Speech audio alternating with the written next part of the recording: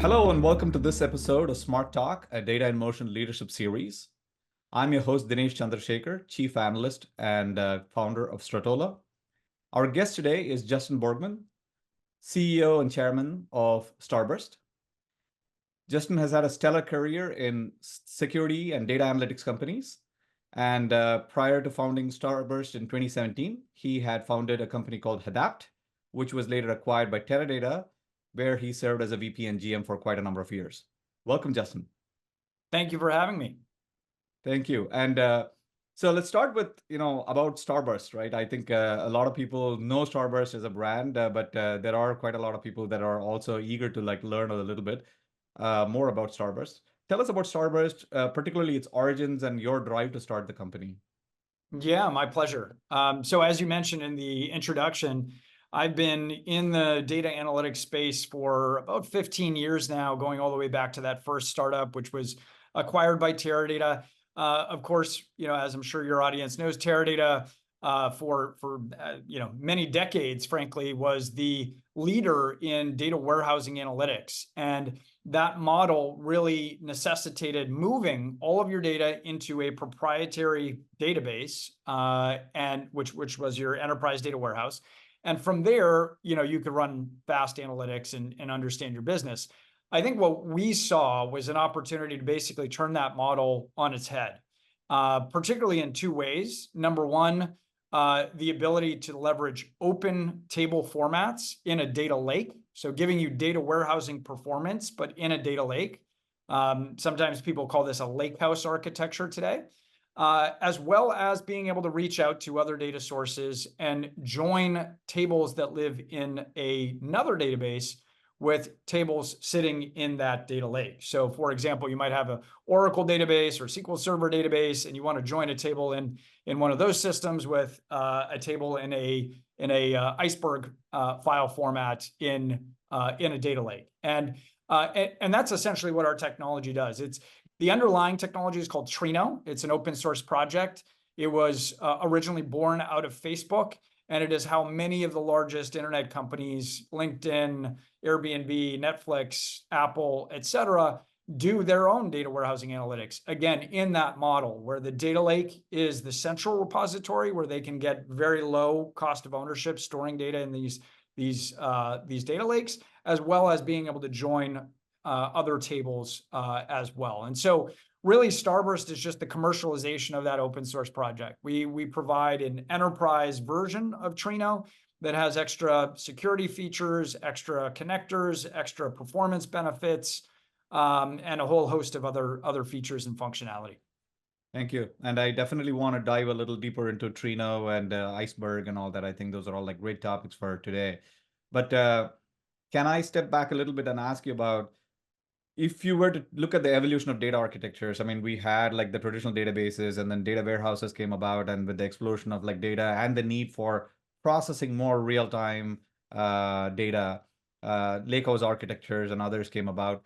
So in your world, as you look at the evolution of data architectures, data lakehouse, and in your case, I think you have a concept called the Ice House as well. How has that impacted organizations' ability to handle real-time data effectively? Yeah, great question. And just to clarify for your listeners, the Icehouse concept is really just a Iceberg-based lakehouse. So, the data stored in an Iceberg table format, and you're able to do data warehousing style analytics on top of that. The net result provides really low total cost of ownership, as well as the ability to handle near real-time data, as you describe.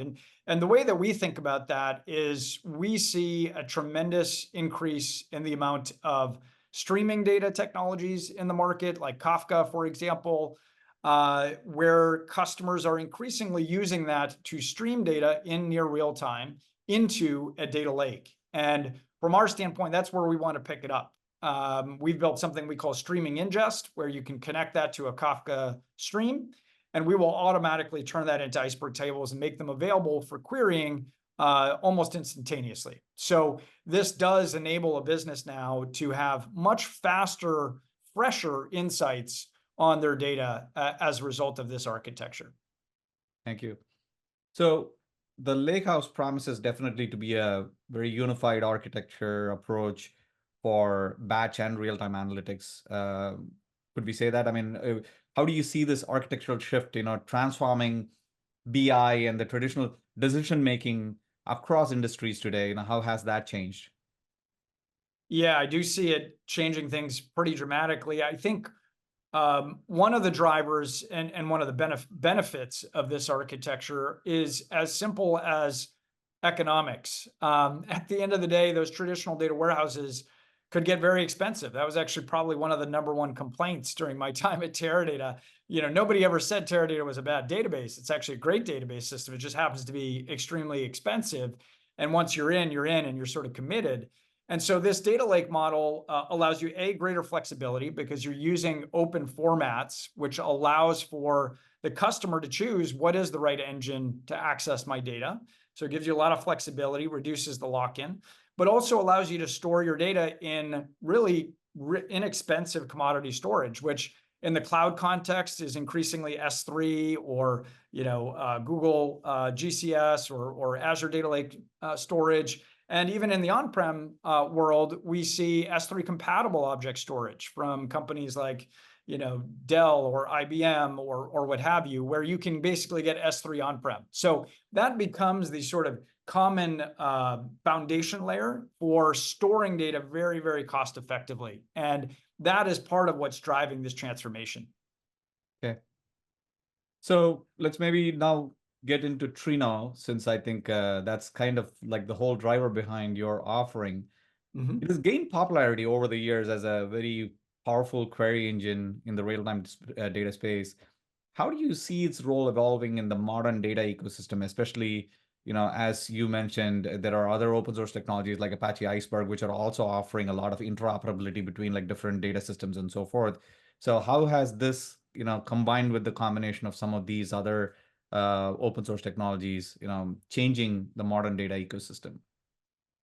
Yeah, I think it's becoming really the sort of like the Postgres of data warehousing. Postgres, of course, widely deployed, extremely popular open source database. It's a traditional RDBMS, single node. Trino is sort of like the MPP, massively parallel processing, data warehousing analytics, equivalent. And so for your big data, for your data warehousing style activities, this is now becoming the de facto open source choice. Now, sometimes people ask, well, what about Spark by comparison? Spark is a great general purpose processing engine, but not really optimized for SQL analytics. And I think to your point earlier about business intelligence and decision making, SQL is still the language of those types of use cases, whether it's connecting a BI tool, running reporting, or even building data-driven applications. SQL continues to be a really important language to interface. And Trino is the number one engine for that in the market today. When you combine it with something like Iceberg, as you said, you now have a complete data warehouse, essentially. You have the query engine portion, you have the storage portion, and now you have a complete open data warehouse that can also run anywhere. It can run on-prem, it can run in the cloud. So you have a lot of flexibility with that stack. Can I ask you a little offshoot question, since you Yeah. mentioned SQL as kind of like the go-to for a lot of these, data stores these days? And I believe that in the last 30, 40 years, nothing has been able to shake that for sure. But with the advent of like Gen AI technologies and natural language processing everywhere, people are like now able to talk about data democratization, where you now distribute it to even business analysts that don't have like probably Yes. SQL knowledge, but can use natural language to like say, get me the last 3 months of sales within this particular region and so forth. And internally, obviously, it translates that to SQL and then like queries the engine or whatever, right? So do you see a shift in that as well? Is SQL going to like thrive, survive, or is there going to be a shift in how we look at querying data going forward? Yeah, that's a really great question. And I do think you're onto something there. I think gradually over time, I think generative AI as an interface will become super popular because, to your point, it it sort of dumbs it down for anybody, frankly, to use. So now it's like more of a Google-like experience on all of the data in an enterprise, and that's very exciting. In fact, we've incorporated an early version of that in our own product, and I think everybody will. I think it will become table stakes.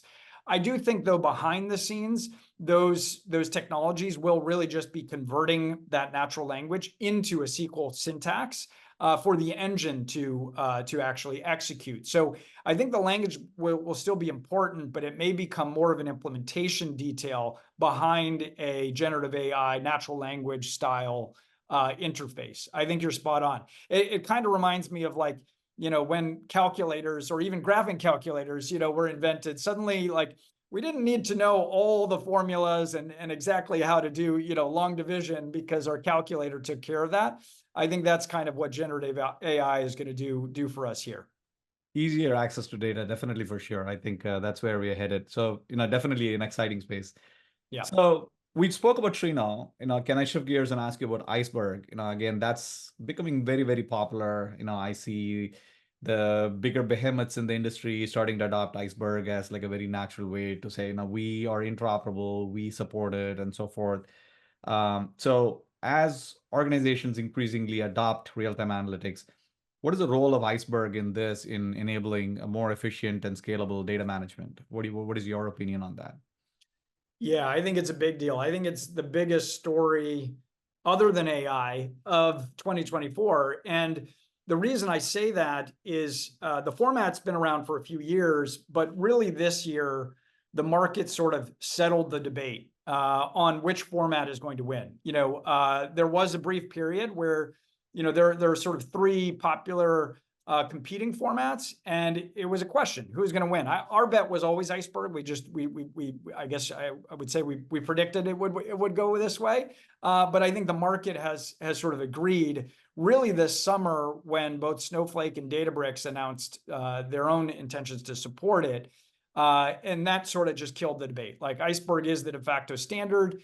And what that does for customers are the real winners in this by far. And that's because they can now store the data in a format that they own, that they control, that is portable for them, that is not in the hands of some database vendor that's going to hold them hostage for decades to come. They own that. And that means they can play the engines off of each other. They can say, okay, Starburst is going to do this workload. That's going to give me the best cost performance for that. Maybe Snowflake is better for this workload. Maybe Databricks is better for that workload. And the customer has the choice between these engines, which is amazing. When engines compete, like you win as a customer. And I think that's really what Iceberg makes available. But that was a great summary. I think that kind of made clear about like the importance of Iceberg, looking forward as companies are like, standardizing on a model where I think everybody is like more interoperable. And I think it benefits the customer, as you said, without having to like, being tied down with like a particular vendor, but allows them to be a little bit more open and flexible. That is a great point for sure. Exactly. So Justin, why don't we talk about maybe a customer example here, because Trino and Iceberg, are like the center of the conversation today. Tell us about like maybe a customer case study where you've seen this practically put to use, and what are the kind of benefits that they've seen by adopting Trino and Iceberg? Yeah, happy to. There are a number of examples, both from leading internet companies like a DoorDash to more traditional enterprises like Comcast that have been around a long time, that in both cases are moving off of what I would call traditional data warehouse platforms, moving workloads to start off of traditional data warehouse platforms. In the case of Comcast, very traditional on-prem data warehouse. In the case of DoorDash, I would call it a very traditional cloud data warehouse. And in either case, what they're trying to do ultimately is get better TCO on their SQL analytics and provide the flexibility to work with the latest cutting edge technologies that can interface off of this one common format, again, in Iceberg, to our previous point. I think what they're also trying to do, and this relates to the AI topic, is they're laying the foundations of getting their data architecture in a place where they can now have easy access to the data that they need to train their own models or perform RAG workflows, ultimately to support their own AI ambitions. And I think a lot of enterprises are in those early days of sort of figuring out, what can AI do for me? How can this give me a competitive advantage? And while they're figuring that out, one thing I think that they're all very clear on is that their own proprietary data is going to be central to giving them a competitive advantage. And so setting up a data infrastructure that gives you access to what you need in a low cost, high performant way is a core step in that process. So as a way of benefit, can I double click on that and say, or ask you, with real-time data particularly, it often introduces challenges like, schema evolution, changes to the schema as like, the sources change, the target needs to adapt and so forth, and data versioning as well. How does Apache Iceberg help address, some of these challenges in modern data platforms like this? So there is the concept of versioning and doing time travel and being able to sort of see how data has evolved. Within our platform, we've also added data lineage, data quality metrics that we're able to capture and present to our users so that you can really understand, where did that data come from? How has it evolved? How has it iterated? And provide that visibility again, ultimately to the end user. Okay. And then with Trino, you spoke about how you can combine like diverse data sources and do some joint querying and all that. Yes. Is the architecture moving more towards like a centralized data source or a data store, or is it like keeping them where they are, but providing the ability to like combine them and giving the visibility for end consumers? What's the end state architecture that we are looking at here? Yeah, great question. There are elements of both. And I think that's what's always made it challenging for us to even articulate our own value proposition, because people are used to one model and one frame of mind, which is centralize everything in a traditional data warehouse, or you just don't have access to it. And I think the way that we see the world evolving is that there will be a central repository, which is going to be a data lake, unquestionably, that is going to store the majority of the data, or as much of the data as possible, because you're going to get economic benefits, you're going to get performance benefits of storing as much as you can in Iceberg formats in your lake. So we think that's a great strategy for a lot of your data. But we also think there's always going to be use cases where you're going to want to reach out to some other data source. Maybe it's exploratory analytics. I have just a hypothesis that I want to go test that I think could be really big for our business, but I don't want to like develop all the ETL pipelines and go through all that process just for an idea, just for a hunch that I have. Well, that's a great use case where being able to join a table that lives somewhere else with what you have is a game changer. It might actually allow you to go, test that hypothesis in a matter of minutes rather than weeks to get the teams to move the data in a way that you would need. And so I think both are valuable, but we think of it as sort of like majority in the lake, and then reaching beyond that lake is the way we think about it. Okay. So if I am third-party enterprise that is like, let's say looking for a modern data platform, what are some of the critical performance considerations that I would want to like, have in my checklist when I'm like looking at Trino versus like a bunch of other, alternatives? Then I'm like, my priority is, let's say, handling real-time data queries, making sure that there is low latency and things like that, right? So if those are my requirements, what are some of the considerations that I would want to have in my checklist? Yeah, well, the top two pieces of advice I would give are, number one, use real queries that you actually use. I think it's very common for people to use industry benchmarks, and that's fine as maybe a very cursory step, but it's not going to be reflective of your workloads. It just never is. Every company has their own things that they're trying to do. So it's always best to try to simulate your end state as best as you can. And that means leveraging your own queries and your own data as you're putting together your own proof of concept and doing benchmarking. Like, you just should never trust other vendors' benchmarks exclusively, even our own. We have them, you can look at them, but you should really test this yourself with your own queries and your own data. The second thing I would say is also make sure that you're simulating scale.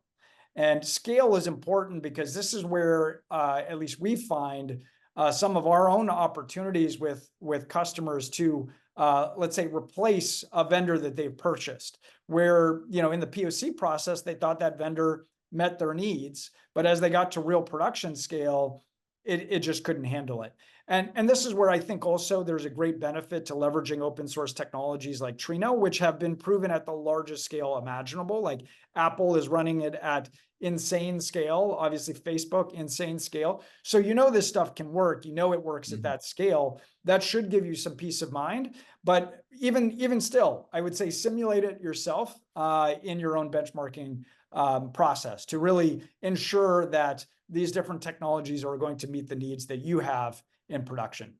Cool. And then the third piece maybe that I'll add is cost. Cost is also so important, right? Cost and performance are really just two sides of the same coin.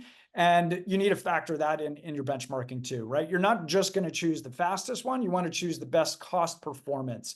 And so it's an important part of the component as well.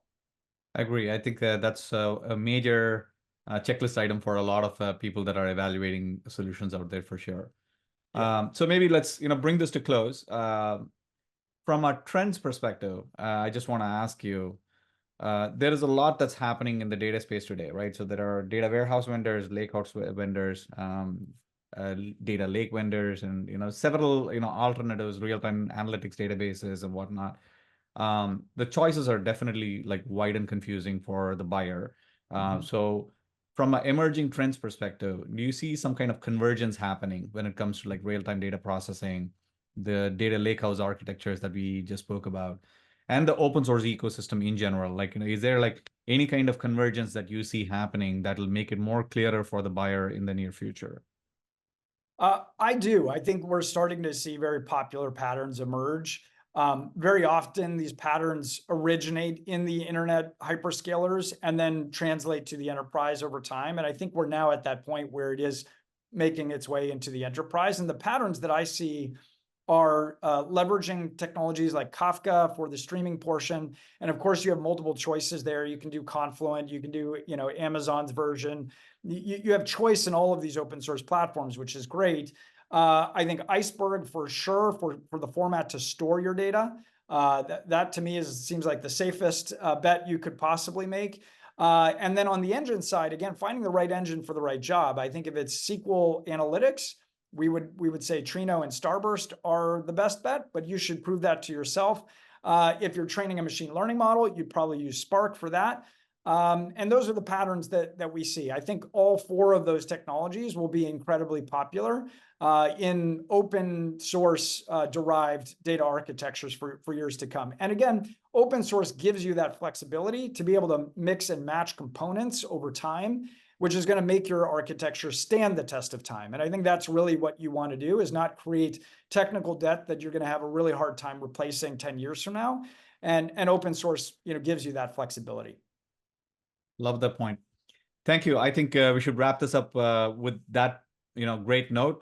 Justin, thank you so much for joining us today. I think that was a great conversation, understanding more about Trino and Iceberg and how Starburst offers this fantastic platform that combines the best of both worlds in your platform. Thank you so much, and appreciate you joining us. Thank you, Dinesh. It was my pleasure.